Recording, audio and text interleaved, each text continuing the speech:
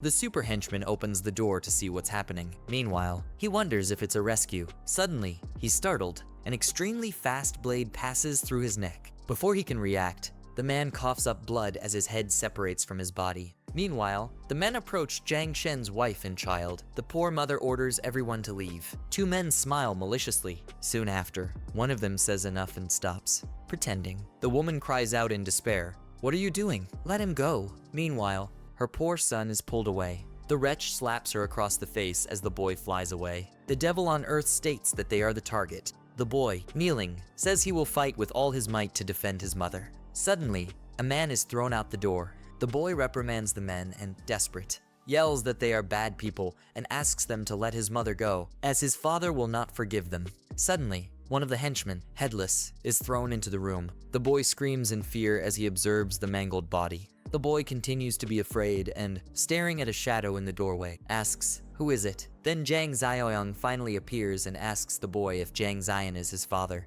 The frightened boy murmurs. The woman despairs and shrinks back. Suddenly, Ling slaps the woman and, furious, yells at her, asking if she's afraid her son will hear. He threatens her, saying that if she doesn't talk, they will have their fun.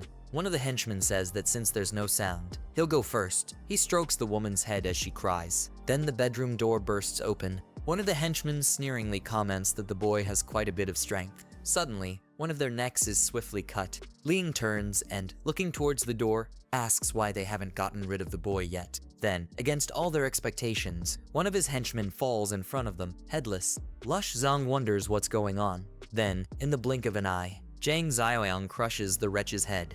The wretch flies backward until he hits the wall. Luch Chong, as he receives the impact of our protagonist's blow, spits up blood.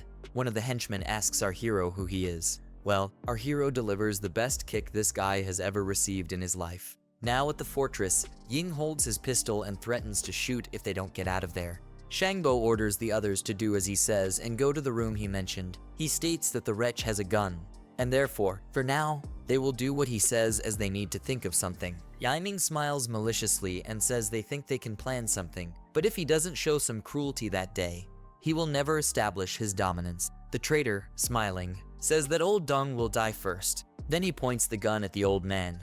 Shan Shan and Zheng Chai cry out desperately. "Grandpa!" Ying observes the infirmary door. Meanwhile, he asks what that sound was. Surprised, he asks what's happening and how the infirmary was unlocked. The doorknob keeps turning. He wonders who's there. Suddenly, a zombified Chen Chong appears. They wonder if Chen Chong unlocked the door himself, but they state that it's impossible. Ying observes Chen Chong and, surprised, asks what's happening. Chen Chong, with glowing red eyes, advances towards Ying, drool dripping from his mouth. Ying points the gun at him. Then he says he can't let him live since a zombie used a key to unlock the door. Then he shoots, but to his surprise, the gun misfires. Ying despairs and exclaims that the gun is jammed. Chen Chong advances. Yaiming, terrified, asks how this can be happening.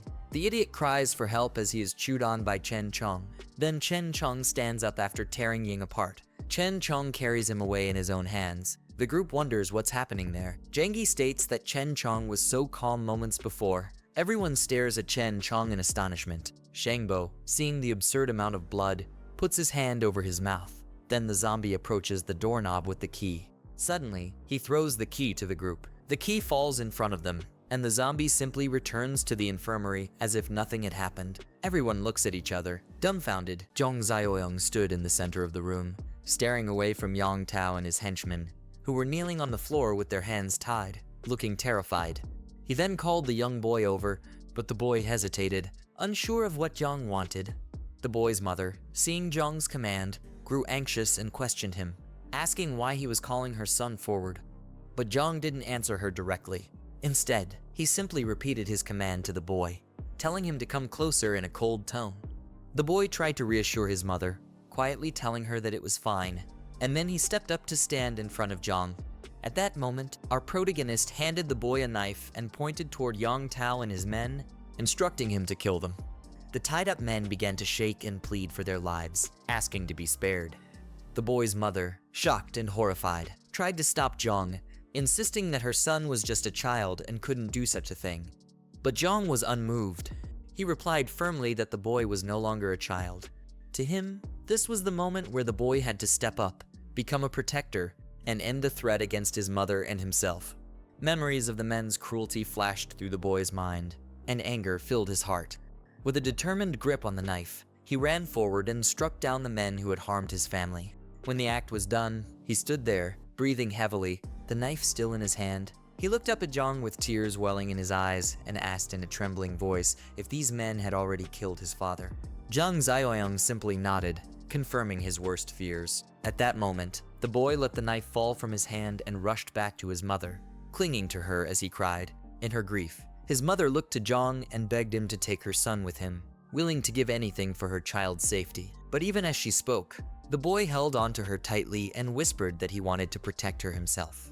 Jiang reminded them of his promise to Zhang Sheng to keep them safe. He led both the mother and the boy forward, giving each a weapon for safety. As they walked outside, the boy noticed countless bodies of zombies lying on the ground. Curious and amazed, he asked who could be strong enough to take down so many of them. Jiang answered simply that it was him, which filled the boy with admiration. But suddenly, Jiang stopped to scan their surroundings. He then turned to the boy's mother, asking her if she knew where Building 8 in Rongcheng Garden was located. She seemed momentarily puzzled, but pointed in the direction they were already heading, confirming it should be that way. Meanwhile, on the other side of the area, a gang of men stood outside a building, calling out with deceptive promises. One of them loudly reassured the residents inside that they'd redistribute supplies fairly so long as all women under 40 came with them. Inside the building, a group of trapped civilians and policemen listened nervously. One of the men, unsure and fearful, turned to a policeman and asked if they should consider surrendering. But the officer, knowing the true intentions of the men outside, dismissed the idea, warning that these men were ruthless and wouldn't keep their promises. He knew they would loot and kill if they surrendered. The man outside shouted again, giving them 10 minutes to comply before threatening to kill every one of them. Fear crept through the crowd as a young girl, visibly shaken, whispered that maybe they should go out and beg for mercy to avoid a worse fate. She admitted her terror of becoming a victim of their desires. The policeman, however, signaled the group to stay calm, promising they wouldn't compromise with the gang. He urged everyone to guard the entrances to prevent the men from breaking in.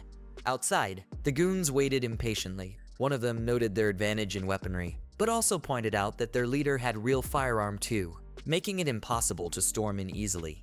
Realizing they needed a new approach, one of the goons grinned and suggested cutting off the building's water supply. His plan was to force the residents out by thirst, wanting to see how long they could last without water. From the shadows, our hero observed the goons' movements, aware of their deceptive tactics against the civilians inside. The boy beside him looked up and asked if all the men outside were bad people. Our hero nodded firmly, confirming that every one of them was indeed a bad guy. The hero raised his gun and took aim at the goons, noting to him that they were just like the ones who had terrorized the boy and his mother before. Inside the building, tensions rose as the situation grew more desperate for the policeman and the civilians trapped with him. The officer decided to move to the upper floor, quickly instructing those below to secure the stairs and stay out of sight. He took charge, saying he would go check on the goons outside, and made his way up while the others urged him to be cautious.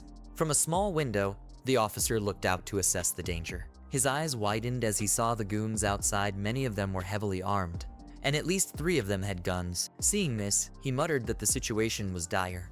Suddenly, a flash of bright light and a loud explosion rang through the area, startling him and leaving his ears ringing as he tried to make sense of the noise. "What's happening?" he wondered aloud, shaken.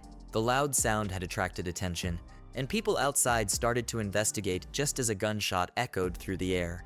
A single bullet found its mark, hitting one of the goons directly in the eye and dropping him instantly. Panic spread through the group of goons as they scrambled for cover, shouting in fear, "Who's shooting at us? Where are they?" The policeman, still watching from his vantage point, was stunned as he caught sight of the shooter. His mind raced, and he could hardly believe what he was seeing. Could it really be him? He thought, trying to process the fact that their unexpected gunman was none other than our hero, the same one he had once thought of as just a boy. This is the end of the video.